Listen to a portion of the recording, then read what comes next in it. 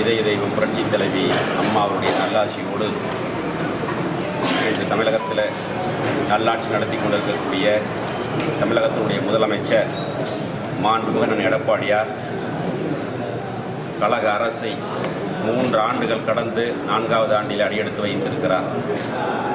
மாண்புமிகு இதய தெய்வம் புரட்சித் தலைவி அம்மானுடைய மறைவிற்கு பிறகு இந்த ஆட்சி நீடிக்குமா, நிலைக்குமா, 10 நாள் தாங்குமா, இந்த கூட்டத்தொடர் முடியும் வரை இருக்குமா என்று ஏளனம் செய்தவர்களுக்கெல்லாம் சிம்ம சொப்பனமாக மாண்புமிகு இதய தெய்வம் புரட்சித் தலைவி அம்மானுடைய ஆட்சியை தமிழகத்தில் 3 ஆண்டுகள் நிறைவு செய்திருக்கிறார் தமிழகத்துடைய முதலமைச்சர் எடப்பாடியார் அவர்கள்.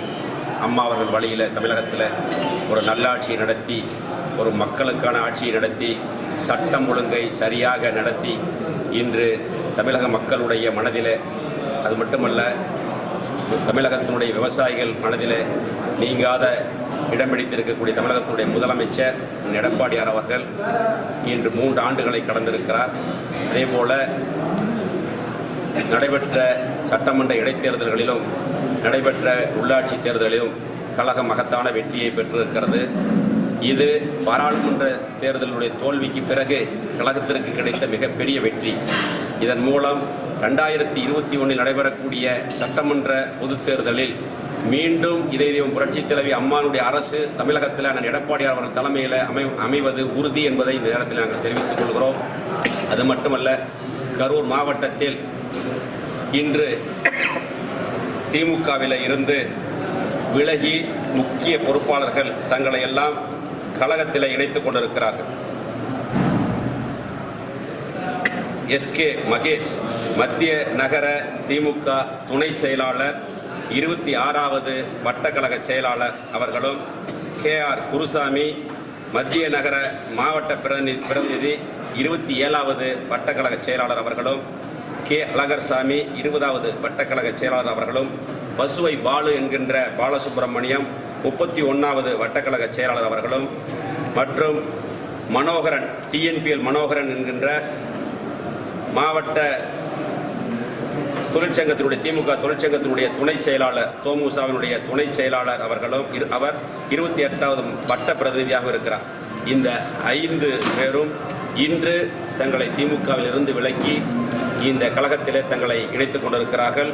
இதற்கு முன்னர் திரு K ராதா அவர்கள் திமுக பொதுக்குழு உறுப்பினர் அவர்களும், மோகன்ராஜ் அவர்கள் 41வது வட்டக்கழக செயலாளர் அவர்களும், சுக்காலியூர் சரவணன் 42வது வட்டக்கழக செயலாளர் அவர்களும், லோகநாதன் 43வது வட்டக்கழக செயலாளர் அவர்களும், அதேபோல டி வாசு 44வது வட்டக்கழக பிரதிநிதி அவர்களும், சி துரைராஜ் தெற்கு நகர திமுக இளைஞரணி துணை அமைப்பாளர் அவர்களும், மனோஜ்குமார் தெற்கு நகர மாணவரணி துணை அமைப்பாளர் அவர்களும், தினேஷ்குமார் கிருஷ்ணராயபுரம் IT விங் ஒருங்கிணைப்பாளர் அவர்களும், க ஆனந்த் அவர்கள் முன்னாள் தெற்கு நகர இளைஞரணி துணை அமைப்பாளர் அவர்களும், ஆக மொத்தம் அதேபோல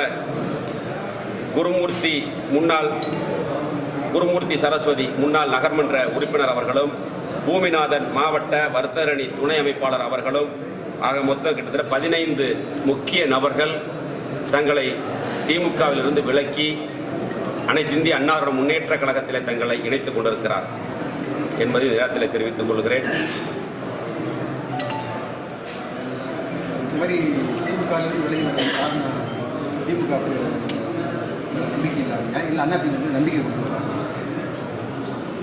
எங்களுடைய செயல்பாடுகள் பொதுமக்களிடத்தில் அணுகக்கூடிய முறை கழகத்தின் மீது நம்பிக்கை வைத்து தங்களை எல்லாம் விலக்கி இந்த இயக்கத்தில் இணைத்துக் கொண்டிருக்கிறார்கள். இதேபோல் மற்ற கட்சிகளிலும் இருந்து அமமுக போன்ற இயக்கங்களிலிருந்து இன்று மட்டும் கிட்டத்தட்ட ஒரு 1000 பேர் மத்தியத்திலிருந்து இன்று பல்வேறு இயக்கங்களிலிருந்து வந்து வருகின்றிருக்கிறார்கள். நான் வாசித்தவர்கள் முக்கிய நிர்வாகிகள் திமுகவை சேர்ந்தவர். அதே போல் திமுகவில் இருக்கக்கூடிய பொறுப்பாளர் அவர்கள் மொய் வைக்கிறதாக சொல்லிக்கிட்டே இருக்காங்க. மொய் வெப்பம் வச்ச மொய் வெப்பம்ங்கிறாங்க.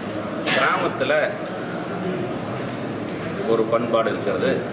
வெச்ச மொய் வைக்கிறது நாகரிகம் அல்ல, வெச்ச மொய்க்கு சேர்த்தி வைக்கிறத நாகரிகம். நாங்கள் வெச்ச மொய்க்கு சேர்த்தி வைப்போம். எல்லா இடத்துலையும் மொய் வைக்கணும்னு சொல்லிக்கிட்டு இருக்காங்க.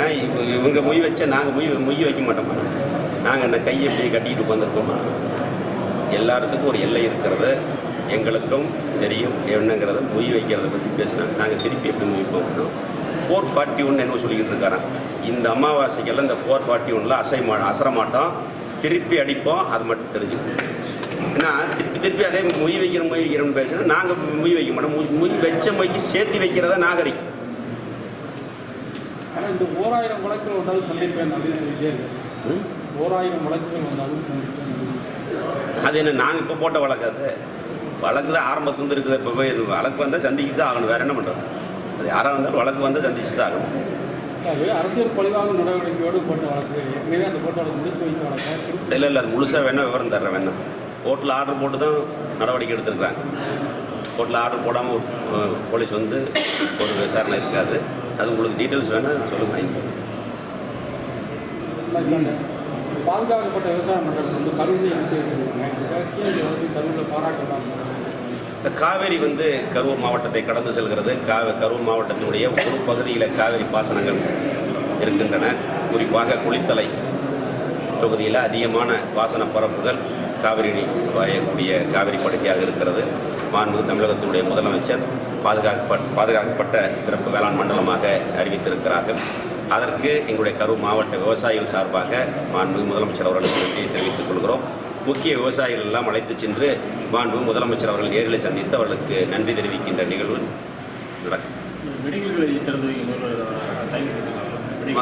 மாண்புமிகு தமிழகத்துடைய முதலமைச்சர் இந்திய வரலாற்றில் முதல் முறையாக தமிழகத்தில் 11 மருத்துவக் கல்லூரிகளை பெற்றுக் கொடுத்து சரித்திர சாதனை படைத்த முதலமைச்சர் எடப்பாடியார் அவர்கள் இன்று 5ஆம் தேதி காலையில் நாமக்கல் மாவட்டத்தில் மருத்துவக் கல்லூரிக்கு அடிக்கல் நாட்டிவிட்டு மதியம் கரூர் மாவட்டத்தில் மாண்புமிகு தெய்வம் புரட்சித் தலைவி அம்மா அவர்களால் வழங்கப்பட்ட மருத்துவக் கல்லூரியினுடைய ஒரு கட்டிடத்தை திறந்து வைக்க வருகிறார். மாலை திண்டுக்கல் மருத்துவக் கல்லூரிக்கு அடிக்கல் நாட்டுகின்ற நிகழ்ச்சி நடைபெறுகிறது. காங்கிரஸ் எம்பி ஃபோன் எடுக்க மாட்டேதுன்னா சமூக வலைதளங்கள் பேட்டியே கொடுத்துருக்காரு. பார்த்தீங்கல்ல, ஒரு வழக்கறிஞர் பேட்டி கொடுத்து வாங்க பேட்டி எடுத்த இதை தான் பார்த்தேன் டிவியில்.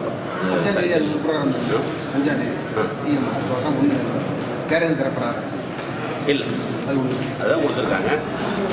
அது முடிச்சுட்டு அப்படியே திண்டுக்கல் போகிறோம். அங்கே